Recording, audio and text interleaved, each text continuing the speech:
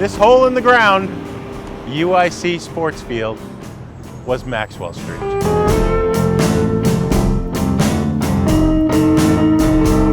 The history of Maxwell Street goes back as far as Chicago had a map.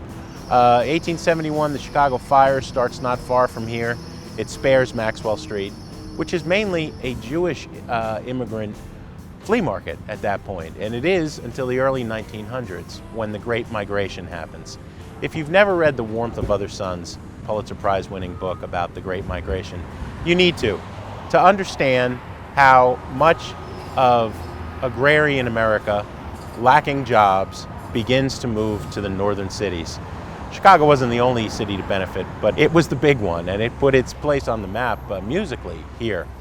The acoustic back porch country blues of the South comes to Chicago, and it changes because of the city.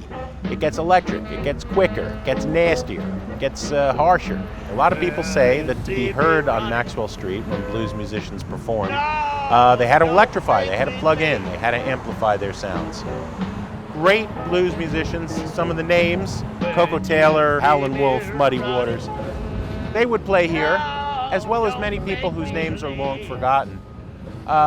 People came here to gather when they weren't welcome in other places in the city, and it was under siege because of that, almost from the beginning. Not necessarily by heavy equipment then, but first by the expressway coming in and tearing Maxwell Street in two, and then by UIC, which surrounds Maxwell Street, expanding and expanding and expanding.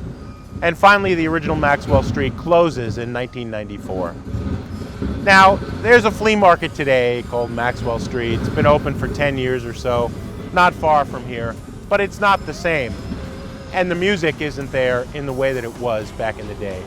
But an argument can be made that all modern music, because it all comes from the blues, it all came from that hole in the ground right there.